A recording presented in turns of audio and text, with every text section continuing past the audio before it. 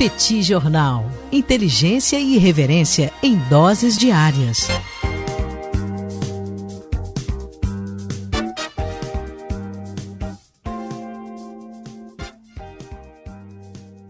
Nessa quinta-feira, 2 de dezembro de 2021, saiu o resultado do PIB brasileiro no terceiro trimestre do ano.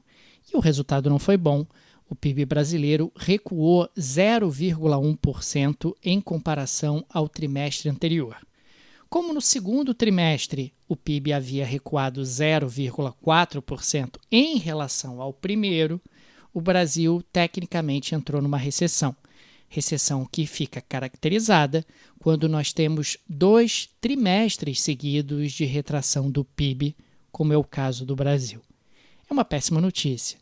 O Brasil está claramente apresentando desaceleração no seu ritmo de crescimento econômico depois de uma rápida recuperação inicial dos efeitos da pandemia da Covid-19. O mais preocupante é que quando a gente olha para 2022, não há nenhuma perspectiva de aceleração do crescimento. O próprio relatório Focus, divulgado pelo Banco Central, que traz as opiniões do mercado, já indica uma expectativa de variação de 0,5% do PIB brasileiro ao longo de 2022. E já tem muita gente falando em zero e talvez até numa retração do PIB brasileiro no próximo ano.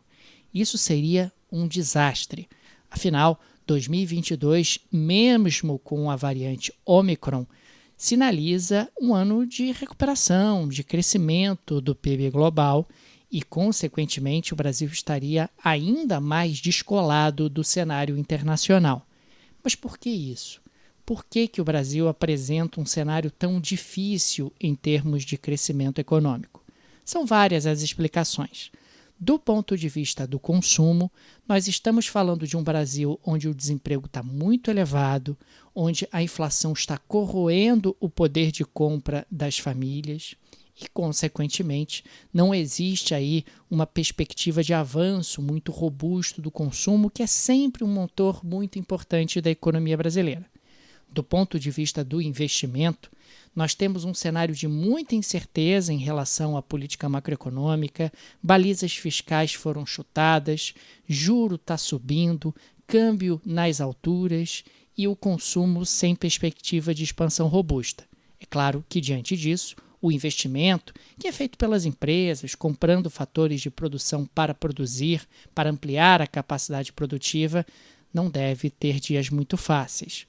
O gasto do governo acaba sendo algo que se eleva, que cresce um pouco, ainda mais com a flexibilização do teto de gastos, que foi feita através da PEC dos precatórios, se bem que a PEC dos precatórios agora ainda tem que passar uma vez mais na Câmara dos Deputados. Mas é um gasto de má qualidade, é um gasto que não tem impactos sobre o crescimento significativos, é um gasto que realmente não vai contribuir de maneira significativa para o nosso crescimento. E o setor externo também não tem apresentado um desempenho muito bom.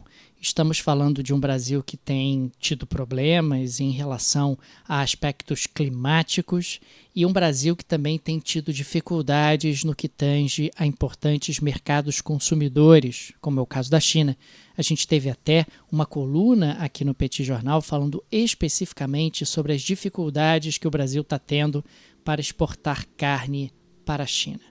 Trocando em miúdos, gente, estamos falando de um ano de 2022 onde as perspectivas econômicas brasileiras não são boas. O desemprego está alto, a inflação também, o câmbio está pressionado, não temos balizas fiscais que poderiam dar previsibilidade e que, consequentemente, poderiam atrair investimentos. E a maior preocupação, a grande agenda do governo nesse momento, é dar um calote em dívidas transitadas em julgado.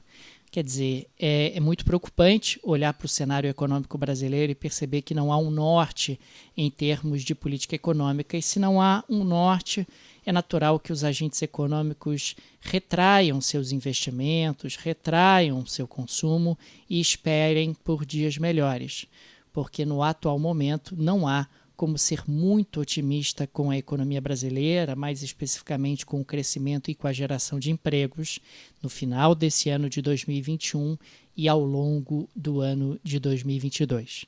A ver, vamos seguir acompanhando aqui no Petit Jornal o desenrolar dessa história, mas existem muitos elementos preocupantes no horizonte. Se você gosta do projeto do Petit Jornal, fica aqui um convite para você se tornar nosso apoiador.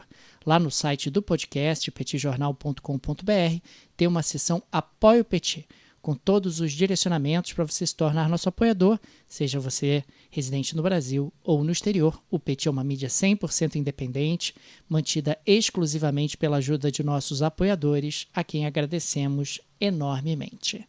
No mais, eu sou Daniel Souza e falo para o Petit Jornal.